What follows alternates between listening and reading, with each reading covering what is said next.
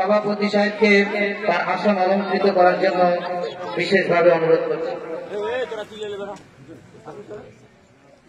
আমাদের প্রধান বক্তা আমাদের মাঝে চলে এসেছেন। আমি প্রধান বক্তাকে তার আসন অলঙ্কৃত করার জন্য অনুরোধ করছি।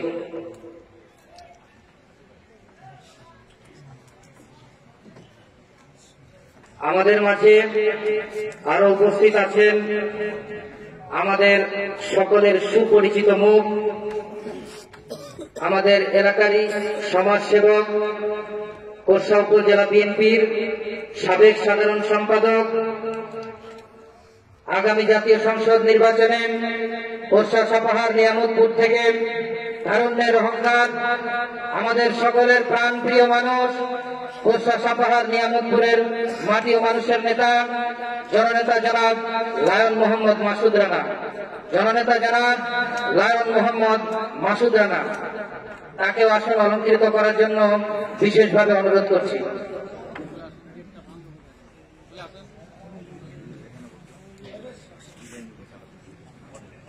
সহসভাপতি হিসেবে উপস্থিত আছেন জনাব মোহাম্মদ আবেদ আলী, সহযোগী অধ্যাপক, নিদপুর দারুস সুন্নাহ ফাজিল মাদ্রাসা। হুজুরকে তার আসন অলঙ্কৃত করার জন্য অনুরোধ করছি।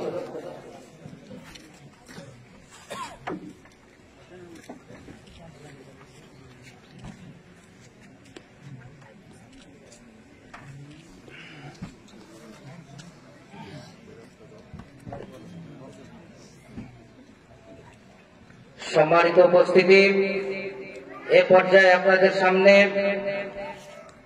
স্বাগত বক্তব্য ও আপনাদের কাছে শুভেচ্ছা বিনিময় করবেন আমাদের সকলের প্রাণপ্রিয় নেতা, আমাদের এলাকার বিশিষ্ট সমাজসেবক, কোরসা সাপাহার নিয়ামতপুরের মাটি ও মানুষের নেতা, কোরসা উপজেলা বিএনপির সাবেক সাধারণ সম্পাদক, জননেতা জনাব লায়ন মোহাম্মদ মাসুদ রানা। আঙ্কেলকে তার আলোচনা করার জন্য অনুরোধ করছি। আসসালামু আলাইকুম। ভাই ভিতরে ঢোকেন, বারবার এতবার ডাকতে হয় কেন? আসেন না, পরে ধীরে ধীরে কেউ ভিতরে যাবে আসবে, বাইরে আয়োজন আছে। আজকের এই জিতপুর দিনী যুব সমাজ কর্তৃক আয়োজিত এই ওয়াজ মাহফিল এবং এই ইসলামী আলোচনা সভায় উপস্থিত উপস্থিত ভাই বন্ধুগণ এবং আমাদের এই সভার সভাপতি সাহেব, আমাদের মূল আকর্ষণ, আমাদের প্রধান বক্তা রাজশাহী থেকে আগত কাউসার হোসেন হুজুর সাহেব এবং বিশেষ বক্তাগণ, আসসালামু আলাইকুম। রাত অনেক হয়ে গেছে। সবচেয়ে বড় সমস্যা হলো যে হঠাৎ করে এমন কুয়াশা হয়েছে, তাছাড়া এটা তো এই যুব সমাজের পঞ্চম আয়োজন। আমরা আগের এই 4টা আয়োজনে দেখছি ভরপুর লোকজন। আজকে তো ডেকোরেশন আরো সুন্দর এবং আসলে এত ঠান্ডা নাই। যদি আশেপাশের প্রধান হুজুরের বক্তব্য তো কমপক্ষে 1.5-2 ঘন্টা হয়তো চলবে। ইতিমধ্যেই আমি এই যুব সমাজের সদস্যদেরকে বলবো, একটু যদি আশেপাশের এই যেগুলা এখন অবশ্য চা স্টলে তেমন কেউ নাই, যদি পাড়ার মধ্যে ঢুকে একটু ডাকাডাকি করে, এখানে কিন্তু বাইরের চেয়ে অনেক ভালো পরিবেশ। তো যদি মানুষ ঠান্ডার ভয় মনে করে যারা আসতেছে না, আমার মনে হয় তারা আসতো। রাস্তায় যত ঠান্ডা আসার সময় আসলে কিন্তু এখানে সুন্দর পরিবেশ। এই জিতপুর দিনী যুব সমাজের ভাই বন্ধুদেরকে অনেক শুভেচ্ছা যে তারা বিগত 5 বছর যাবত এই আয়োজনটা সাফল্যের সাথে করতেছে। আর প্রধান হুজুর এবং যারা আলোচক আছেন তাদের কাছে আমরা একটু সবার পক্ষ থেকে দুঃখ প্রকাশ করছি যে মাহফিলটা ঠিক জমেনি। তা আশা করি ওনার বক্তব্য শুরু হলে আশেপাশে যারা আছে, আমিও কিছুক্ষণ পরে যাই, দরকার হলে আরো আশেপাশে যারা আছে একটু ডাকার চেষ্টা করি। আমার মনে হয় যেরকম বড় হুজুর সেরকম ভালো জমে নেই। তো দেখা যাক, তবু আপনারা ধৈর্য ধরে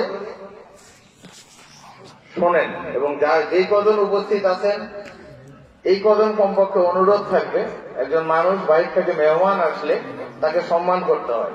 দয়া করে যারা আসছেন তাদের মধ্যে যেন একজনও উঠে যাওয়ার চেষ্টা না করে। মনে থাকবে ভাই? এটা আমরা এলাকার মানুষ, একজন সম্মানিত লোককে সম্মান করার দায়িত্ব আমাদের। আজকের এই অবশ্যই এইটুকুই অনুরোধ, আর এখানে বেশি কিছু বলার নাই। তবে ধৈর্য যদি হারায়ও যায় তবু কিন্তু মেহমানদারি বজায় রাখতে হয়।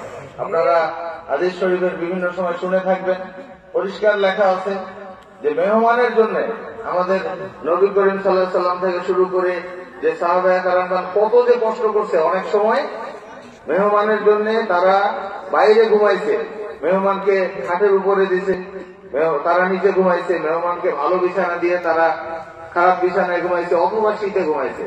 তো আমাদের এখানে আপনারা যারা উপস্থিত আছেন দয়া করে এটুকু উপস্থিত থাকলেও এই বাইরে যারা আছে একটু আগে দেখে, আমি কিছুক্ষণ পর উঠে যাই, ওদেরকে সব ভিতরে পাঠাবার চেষ্টা করতেছি। আপনারা যারা আছেন তারা উঠে না। ধৈর্য একটা মহাগুণ, পরিষ্কার লেখা আছে কি কোরআন শরীফে বিভিন্ন জায়গায় লেখা আছে। সূরা বাকারা 153 নম্বর আয়াতে এভাবেই লেখা আছে, ইয়া আইয়ুহাল্লাযীনা আমানুস্তাইনু বিসসাবরি ওয়াস সালাতি, যে তোমরা ধৈর্য এবং কি নামাজের মাধ্যমে সাহায্য প্রার্থনা করো। তারপরের যে অংশটা এটা আপনারা সবাই জানেন, ইন্নাল্লাহা মা'আস সাবিরিন।